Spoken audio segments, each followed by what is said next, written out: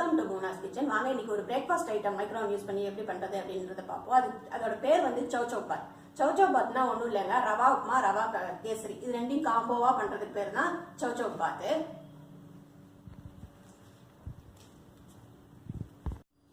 அதுக்கு தேவையான பொருள்லாம் இங்கே எடுத்து வச்சிருக்கேன். அது என்னன்னு முதல்ல பார்ப்போம். அதுக்கு முதல்ல கேசரிக்கு தேவையான பொருள்லாம் ஃபர்ஸ்ட் சொல்லிடுறேன். ஃபர்ஸ்ட் தேவை ரவை, 1 டம்ளர் ரவா, 1 டம்ளர் சர்க்கரை, குங்குமப்பூ கொஞ்சோண்டு, 1 ஏலக்காய், நெய், முந்திரி, திராட்சை. முந்திரி திராட்சையை நான் ஏற்கனவே வறுத்துட்டேன்.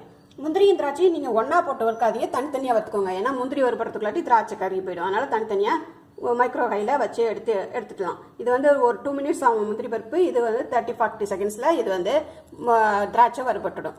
இப்போ உப்புமாவுக்கு தேவையான பொருள்லாம் பார்ப்போம். உப்புமாவுக்கு 1 டம்ளர் ரவை, தாளிக்கிறதுக்கு எண்ணெய், கடுகு, உளுத்தம்பருப்பு, கடலைப்பருப்பு, வெங்காயம், பச்சை மிளகாய், இஞ்சி, கருவேப்பிலை, கொத்தமல்லி, தண்ணி தேவையான அளவுக்கு, உப்பு. அவ்வளோதான் இதுக்கு தேவையான பொருள்கள். இதுக்கு வந்து உப்புமாவுக்கு சைட் டிஷ்ஷாக தேங்காய் சட்னி பண்ண போகிறேன். அதுக்கு தேவையான பொருள் வந்து தேங்காய், பொட்டுக்கடலை, பச்சை மிளகாய், உப்பு. அவ்வளோதான் இதுக்கு தேவையான பொருள்கள். ஃபஸ்ட்டு நம்ம கேசரி செய்வோம். கேசரிக்கு முதல்ல ரவையை வறுத்துக்கலாம். 1 ஸ்பூன் ரவையை போட்டுட்டு, நெய் போட்டுட்டு, ரவை தேவையான அளவுக்கு ரவையை போட்டுட்டு லேசாக அப்படி பிசிறி விட்டுக்கணும். இதை நம்ம மைக்ரோ ஹையில் வறுத்து எடுத்துடணும். மைக்ரோவனில் வச்சு ஃபஸ்ட் இதை 1 நிமிஷம் நான் வறுத்து எடுத்துக்கிறேன்.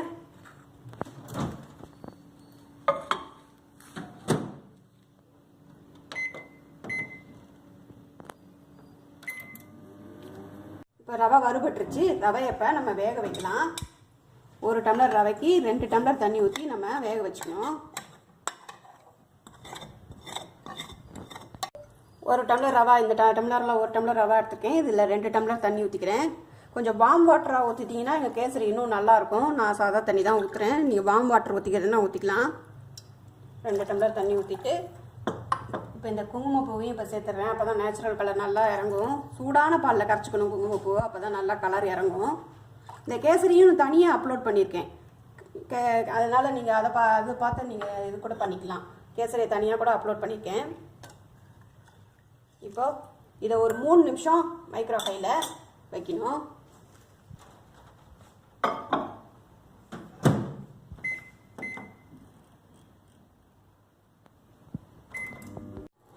இப்போ ரவை வெந்துருச்சு. இப்போ அதில் சர்க்கரையை சேர்த்துட்டு திரும்பி நம்ம ஒரு 2 நிமிஷம் அளவுக்கு வைக்கணும். இந்த சௌ சௌ பாத் வந்து கர்நாடகா டிஷ்ஷு. அங்கே வந்து எல்லா ஹோட்டல்லையும் ரெஸ்டாரண்ட்லேயும் சௌ சௌ பாத்னு காலையில் பிரேக்ஃபாஸ்ட் கிடைக்கும். இது ரொம்ப நல்லா ஹெவியாக இருக்கும். ரொம்ப நேரம் வயிறு நல்லா ஃபில்லிங்காக இருக்கும். ரொம்ப நேரத்துக்கு பசிக்காது. அது பிரேக்ஃபாஸ்ட்டுக்கு சாப்பிட்டா நல்லா ஒரு எனர்ஜி கிடைக்கும். இந்த ஐட்டம் சாப்பிட்டா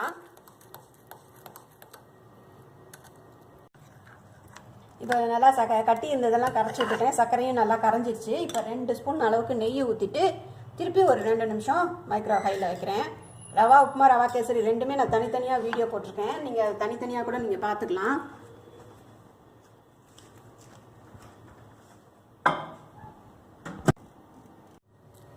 கேசரி இப்போ ரெடி ஆயிடுச்சு. இப்போ ஏலக்காய், முந்திரி, திராட்சை, இன்னும் நெய் வேணும்னா நெய் போட்டுட்டு கேசரி ரெடி ஆயிடுச்சு.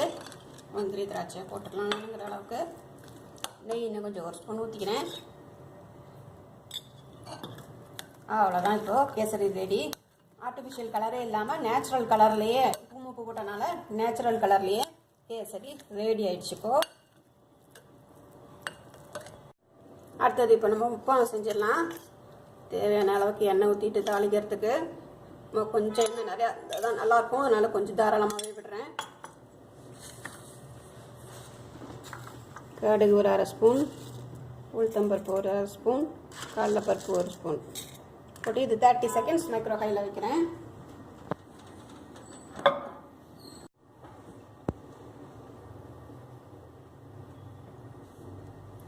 கடுகு உளுத்தம்பருப்பு தாளிச்சாச்சு. இப்போ மற்ற பொருள் எல்லாமே சேர்த்துறேன். வெங்காயம், பச்சை மிளகாய், இஞ்சி, கருவேப்பிலை, கொத்தமல்லியை மட்டும் கடைசியாக கார்னிஷ்க்கு சேர்க்கலாம்.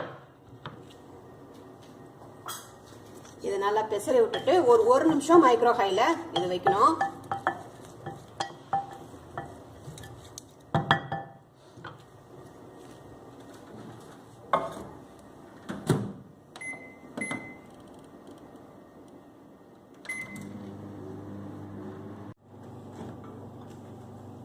வெங்காயம் பச்சை மிளகாலாம் நல்லா வறுபட்டுருச்சு.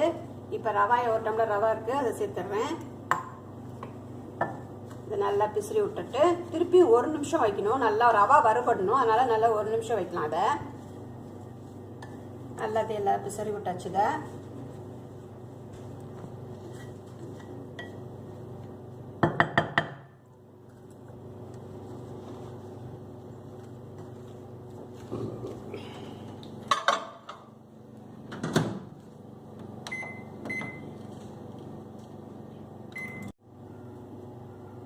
ரவா நல்லா வறுபட்டுருச்சு. இப்போ 1 டம்ளர் ரவாக்கு 2 டம்ளர் தண்ணி ஊற்றிக்கணும். டபுள் ஊற்றணும்.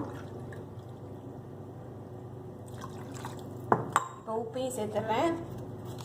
இப்போ வேகும் போதே சேர்த்தாதான் உப்பு நல்லா கலந்துக்கும். இப்போ இதை நல்லா கலக்கி விட்டுக்கணும்.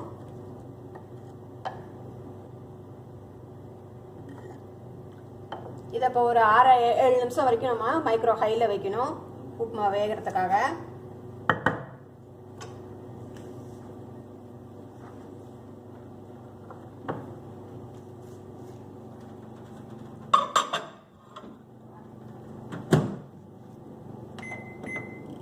ஆறு நிமிஷத்து 7 நிமிஷம் வரைக்கும் வைக்கலாம்.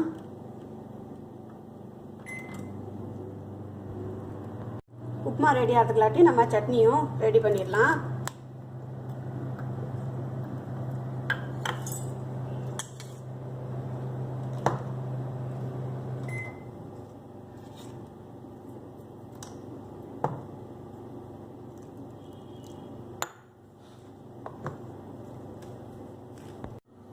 சட்னி அரைச்சாச்சு. இப்போ உப்புமாவும் அந்த டைமுக்குள்ளார வெந்துருச்சு. இதில் கொஞ்சோண்டு கொத்தமல்லி போட்டு கார்னிஷ் பண்ணிடலாம். இப்போ பாருங்கள், 15 நிமிஷத்தில் உப்புமா, ரவா கேசரி, தேங்காய் சட்னி 3மே ரெடி ஆயிடுச்சு. ஒரு நல்ல ஹெவியான பிரேக்ஃபாஸ்ட்டு. பாருங்கள், சௌ சௌ பாத் கேஸ் அடுப்பே யூஸ் பண்ணாமல் மைக்ரோவன்லேயே 15 நிமிஷத்தில் ரெடி ஆயிடுச்சு. இந்த பிரேக்ஃபாஸ்ட் காலம்பரை நம்ம சாப்பிட்டோம்னா அன்றைக்கி ஃபுல் டேவும் நல்லா ஃப்ரெஷ்ஷாக இருக்கும். நீங்களும் இதே மாதிரி செஞ்சு பார்த்துட்டு எனக்கு ஃபீட்பேக் கொடுங்க. சேனலை சப்ஸ்கிரைப் பண்ணுங்கள். தேங்க்யூ.